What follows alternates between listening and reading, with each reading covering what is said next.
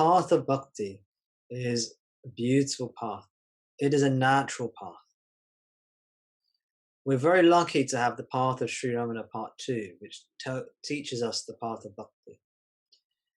But there's something ironic about having a book with all the stages of bhakti in it. The book that has all the stages of bhakti in it is useful for us intellectual types to understand what's happening with our bhakti. Because we're intellectual types, I'm including myself, I'm reading scriptures and stuff, I'm certainly approaching this from an intellectual kind of angle. It's curious to have a book written on bhakti. The path of bhakti is a heartfelt path. It takes us home without us knowing how it takes us home, without us caring about the methodology and how it works. Yeah, it's just like, how I said, like the jnana yoga is like a map. It takes you can follow the map, and it can take you to the treasure where X is. X marks the spot. That's where the treasure is. You can get to liberation. Bhakti is much more like going to one of those water slide theme parks where you climb to the top of this tall ladder, and then you end up at the top of the water slide, and you see this thing. You don't know what's going to happen when you get in. But you know it's going to be fun, right?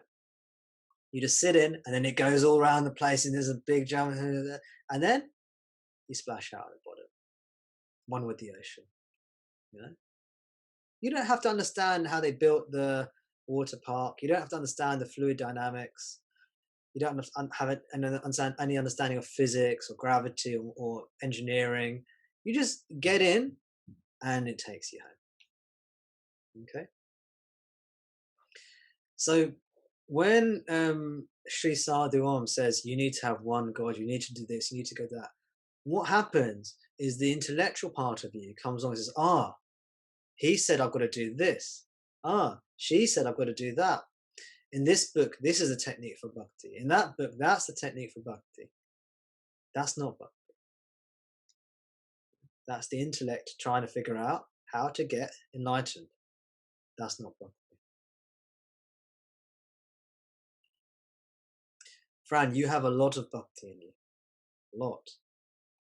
So I want you to trust that. Trust the bhakti, the devotion in you. My path, the path that I took, it's a bhakti path, basically. The jnana path, the bhakti path is the same. They go together. They're the same path. But I didn't know what was going on. I wasn't following a book. Thank God I wasn't following a book.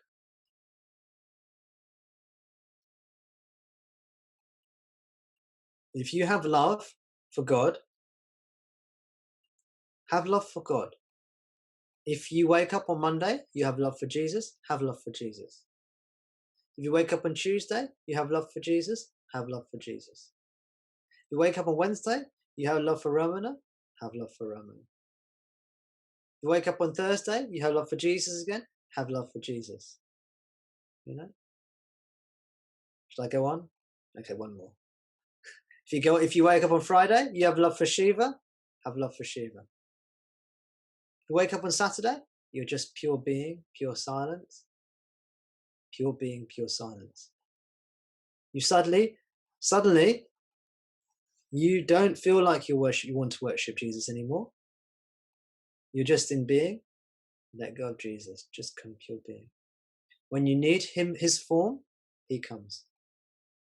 When you need her form, she comes. When you don't need any forms, you don't need any forms. It's totally intuitive. You don't have to read a book and say, I'm at stage 3A on the bhakti path, and 3A is now when I go from 3 forms of God, I've got to now whittle it down to 1 form of God. Oh no, which one do I go for? That's not bhakti. That's the intellect. That's the intellectual approach. That's not your approach right now. It's not going to be helpful to you right now. Your intellect is getting in the way of your bhakti. You need to have faith in the God within you that is looking for the God, the true God, that's guiding you, the spirit in you that's guiding you. Yeah? The Path of Sri Ramana Part 2 is a wonderful, wonderful book. It explains fully the path of bhakti. I recommend you read it. It says it has the truth in it. It's a guide. It's a guidebook to help the intellectually inclined understand why some people jump into the top of that water slide and go.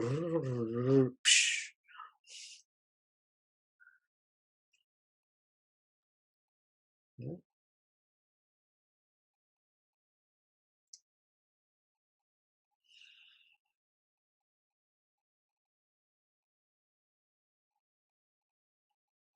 But yeah, allow your relationship with God to just allow God to tell you how to have a relationship with God. Yeah, don't allow God to lead you. You know, you don't have to you don't have to try and do it this way or that way. No.